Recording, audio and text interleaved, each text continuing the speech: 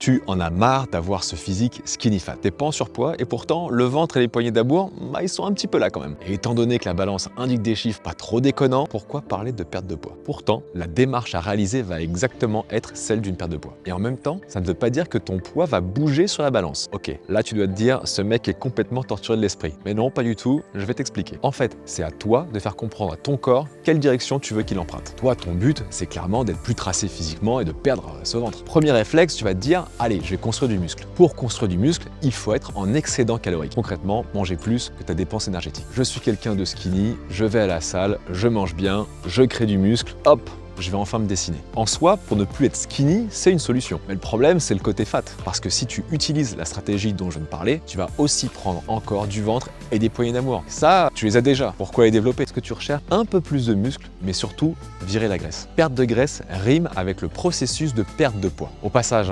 transformer la graisse en muscle, ça c'est une légende. C'est comme le Père Noël, c'est beau, mais malheureusement, il n'existe pas. Il va donc falloir suivre 3 règles. La première, valoriser les protéines dans ton alimentation, avec au moins un repas dans la journée qui dépasse les 30 grammes de protéines, afin de valoriser la croissance musculaire. Pour ça, tu as le choix, protéines animales et végétales. Tu peux aller checker des vidéos où j'ai déjà traité le sujet. Si tu es omnivore, c'est assez simple. 150 grammes de n'importe quelle protéine animale va t'apporter environ ces 30 grammes de protéines. Si tu es végétarien, c'est différent. Commence pas à me dire que tu as mis un peu de beurre de cacahuète, des graines de chia et des graines de courge. C'est pas suffisant. 100 grammes de tofu, c'est entre 15 et 19 grammes de protéines.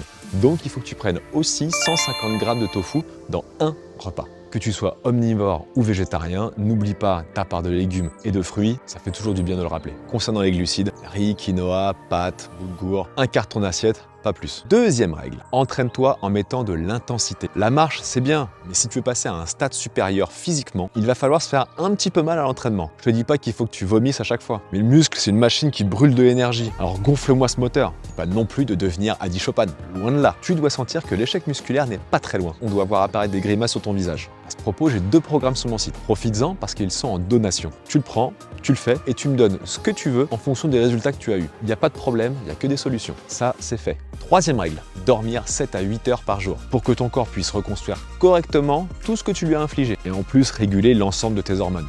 Le stress, tout ça, qui joue là-dessus. Mais bon, c'est un autre sujet. Le sommeil, c'est souvent passé aux oubliettes. Et pourtant, c'est un point clé. En vulgarisant, si ton corps entend on met un entraînement compliqué, on me donne suffisamment de protéines et en plus on me laisse du temps pour reconstruire tout ça avec un bon sommeil, sa réponse est simple, ok, je vais construire un peu de muscle et en plus je peux aller taper dans les graisses parce que j'ai tout ce qu'il faut pour survivre. Faut pas l'oublier, notre cerveau profond il est connecté à la survie, il n'a pas toutes les bonnes cartes en main, il prend pas de risque. C'est pas un bluffeur. Comme je te l'ai dit, le muscle va consommer de l'énergie et si tu maintiens une alimentation équilibrée, donc pas trop riche en sucre, alors le processus va se lancer. Dernier truc, sois patient. Commence pas à taper du pied si au bout de 3 jours il n'y a pas de résultat. Faut compter en semaines et en mois. Table même sur 3 mois. 3 mois.